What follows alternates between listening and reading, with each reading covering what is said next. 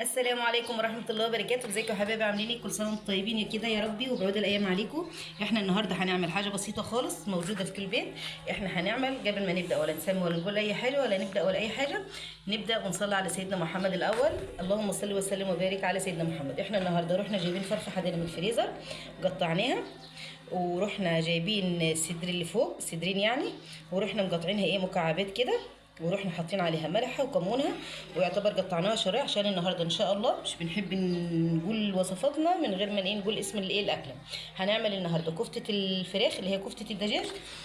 يبقى روحي جايبه صدرين فرخه حوالي نص كيلو كده، وروحي جايبه قرنين فلفل احمر، خرطتهم وفرمتهم في الكبه، ورحت مصفياهم. بصوا مش في ميه، اي ميه خالص. ونفس النظام البصل برضو صفيته، فرمته وصفيته. والخضره شلت العيدان، ورحت حاطه الورق وحته دهنه كده هنشوف هنعمل بيها ايه، وبهاراتنا بابريكا وفلفل اسمر وكمون وملح. يلا نبدا بينا ونقول ايه. توكلنا على الله. نروح جايبين اللحمه معانا كده في الكبه بتاعتنا، نفرمها فرمه ناعمه. خلاص كده حطينا اللحمه في الكبه، يلا مع بعض نفرم فرمه حلوه كده، ونوريكم احلى كفته النهارده في احلى يوم جمعه. كل سنه وانتم طيبين بمناسبه الاسراء والمعراج. طبعا هنفصل علشان صوت الخبز. يبقى بسم الله ما شاء الله. شايفين شكل العاد عامل ازاي؟ ما شاء الله. بصوا انتوا، احنا عايزين القوام ده. يبقى نروح نازلين بقى بحته الدهنه اللي احنا قطعناها ونعمناها، حته من اللي هي بتبقى زي الصوص كده. نروح نازلينها تاخد فرمه معاها حلوه كده، فرمه زي ما بيقولوا مبرحه قوي اهو. ونبدا ان احنا نفرم حته الدهنه مع مع الصدور اللي فوق. خلاص بعد ما فرمت الدهنه مع اللحمه، شايفين المنظر جميل ازاي؟ بصوا عجينه كده متماسكه كده وزي العسل. نشيل السكينه بتاعتنا دي بقى، ونبدا ان احنا ننزل الفراخ بتاعتنا الحلوه دي. وبعد كده ما فرمناهم خلصنا خلاطنا، نروح جايبين معانا البصل بتاعنا طبعا متصفي، بصوا مبشور كده. لو انت مش عندك كيكه ممكن تنعبيه خالص وتروحي مصفيه. وروحي جايبه معايا الفلفل، وروحي جايبه معايا الخضره اللي هو الورق بس البقدونس، وروحي جايبه معايا اللهم صل على النبي، بابريكا وفلفل اسمر وكمون وملح. ولو عندك اي بهارات تانية ممكن تضيفها، مش فيه اي مشكله. وروحي جايبه معايا اللهم صل على النبي معلقتين فيجيتار اهما كده، 3 معالق كده عشان يمسك الحاجه معايا. وروحي جايبه معايا اللهم صل على النبي كيس بيكنج باودر، هاخد منه معلقه علشان ينفش معايا الكفته كده ويخليها حلوه ومتماسكه. هو دي كل مكوناتنا. اللهم صل على النبي. فرمنا الدهنه مع اللحمه، حطينا الخضره، حطينا البصل، حطينا الفلفل، حطينا الفيجيتار البيكنج باودر. ونروح طبعا نازلين بقى عايزين حوالي 5 دقايق كده لحد ما العجينه، لحد ما اللحمه تتماسك وتتوغل في المكونات بتاعتها. حاسه ان هي طريه، ممكن تحطي لها بين صوابعك كده حبه دقيق، مش في اي مشكله. بس ان شاء الله يعني بتاعتها هتبقى حلوه زي العسل. يبقى معايا ميه البصل ومعايا ميه الفلفل طبعا مش رميتهم. روحي جايبه معايا نص معلقه فلفل اسمر، حبه ملح، يعتبر احدد معايا الميه كده اهو ما شاء الله كده. وابدا ان انا اصبع ونبدا نشوف احنا هنعمل ايه. روحي جايبه معايا العصه دي، ضيفي 3 كده علشان تبقى الفتحه من النص كبيره. واروح جايبه ميه الليمون دي، انا عايزه العصه دي كده بلها ميه. واروح جايبه الكفته بتاعتي بقى ما شاء الله. بصوا يعتبر تعملها قد البيضه كده اهو ما شاء الله زي العسل. هواكي بقى ان انت تكبري الصبع الكبريت، مش تكبري دي حريه الك انت ان انت ترجعي لك انت اهو. احب ان انا اعملها المقاس دي كده. وابدا ان انا برضو اقابلها كده. واروح جايبه معايا كوره قد البيضه زي ما احنا قلنا كده، واروح مدخلها في النص كده، وابدا ان انا اكور فيها كده. عايزه تعمليها فطاير كده مش في اي مشكله، عايزه تعمليها زي ما انا بعملها كده برضو بتبقى جميله، بس انا صراحه بحب منظرها كده وشكلها كده. واروح جايبه برضو معاكم واحده كده يبقى كده بسم الله ما شاء الله عملنا 3 صوابع مع بعض اهي. نبدا ان احنا نعمل الكميه ونوريكم الكميه هتطلع بنص الفرخه، واحلى كفته النهارده في يوم جمعه. كل سنه وانتم طيبين. يبقى كده بسم الله ما شاء الله. شايفين شوفوا عملت كميه جدا مع اني عامله الصوابع بسم الله ما شاء الله تخينه زي ما انتم شايفينها. نحطها حوالي 10 دقائق في الفريزر ونسوي معاكم احلى كفته فراخ النهارده وبالف هنا وصحه. يبقى كده اللهم صل على النبي حطيناها بتاع حوالي 5 أو 7 دقائق في الفريزر كده. رحت جايبه معايا الطاسه بتاعتي، جايبه معايا الطاسه ورحت حاطه فيها حوالي 4 أو 5 معالق زيت، واروح نازله بحبيتين من الدهن كده، قطعتين من الدهن كده. برضو لو انت عايزه تستغني في الخطوه عن الدهن في اللحم او في المرحله دي انا عادي مش اي مشكله، بس دي دهنه بلدي بتخلي طعم الفراخ كانك بتاكلي لحمه بلدي بالظبط.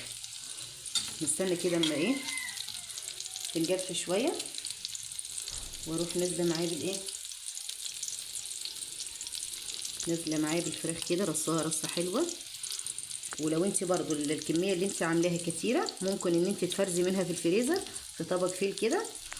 بصي بتنفعك في اي وجبه سندوتشات اي خروج اي حاجه بتبقى ايه جميله خالص. نبدا ان احنا نرص كده، لو ايدك بتلزق او كده ممكن تعصيها برضو من ميه الايه البصل اللي احنا كنا ايه عايزين. ونبدا ان احنا نرص الكميه كلها كده زي ما انتم شايفين. نبدا نرصها ونوريكم احلى كفته كده اما تتحمر. نبدا ان احنا كده نشوف ان هي ايه اتحمرت ولا ايه. بسم الله ما شاء الله لونها بصوا روعه روعه. بصوا يعني مش قادره اقول لكم شكلها، بصوا ريحتها بقى مش تقول ما شاء الله عسل اهي ما شاء الله مية مية اهي. ريحه الدهنه كده وريحه البهارات وبصوا كلها صراحه جميله. طبعا احنا الطاسه بتاعتنا طبعا مش كفت فهنعمل رصه تاني. عايزه ان انت تحمريها قوي براحتك، عايزه ان انت يعني تخليها فاتحه، بس هي صراحه هي كده مية مية. هنضيف لها برده مكون عشان تبدا ان هي تستوي قوي مش تبقى معانا طريه ناشفه. اللهم صل على النبي ريحتها ممتازه. يبقى كده بسم الله ما شاء الله نبدا ان احنا نطلعها كده خدت اللون الجميل كده عشان نبدا نعمل الكميه الثانيه ونوريكم التركيه الاخرانيه حتى نعمل فيها ايه. بصوا عايزين بقى تفتحوها تغمجوها، بس انا حاسه ان هي كده ايه يا دوب. ما شاء الله البيكنج باودر ما شاء الله خليها منفوخه وجميله كده ويعني حلوه اهو. ادي الكميه دي عملناها. نبدا ان احنا نحط الباقي. طبعا لو الحاجه مسكت تعوصي ايدك برده ميه ايه بصل.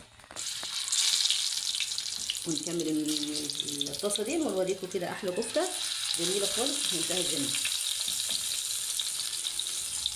نرص الطاسه دي كده ونوريكم بقى ايه التركيه الاخيره اللي هنعملها. يبقى كده بسم الله ما شاء الله نروح مراجعينها تاني في الطاسه كده دي عشان تكون سوا. هي كده خدت لون ممتاز وريحه بصوا مش هقول لكم بالله، بصوا الريحه زي من اخر الشارع كده ما شاء الله. البيكنج باودر يعني نفشها نفشه ما شاء الله عليه. يبقى احنا كده نحطها فوق بعضها كده ما شاء الله جميله. ونروح جايبين معايا ميه البصل وميه الفلفل نازلين بحبه كده شايفين بقى الطشه دي اهي. ونروح جايبين غطا مغطينها 5 دقايق كده تلاقوا بقى استوت كده وتلاقيها طريه ومية مية. ونوريكم احلى كفته النهارده بالف هنا وصحه. يبقى كده بسم الله ما شاء الله شايفين بصوا بقى دي لون وسوا وحاجه بصي متاكده ان هي مستويه. يلا بقى نعبيها في الصحن اللي احنا هنغرفها في الصحن ونوريكم. بقى جايبه الصحن بتاع الايه التقديم دي كده ونازله بيها بصوا نهفشه كده البيكنج باودر. بصوا والله ريحتها والله اول مره اعملها معاكم كده منتهى الروعه بصراحه. اول مره اعملها في بيتنا صراحه يعني بستريح ان انا اعمل الفراخ كده في البصل واريح دماغي وخلاص، انما قلت اجربها معاكم وهو نغير اطعام كده ونستفاد من بعض.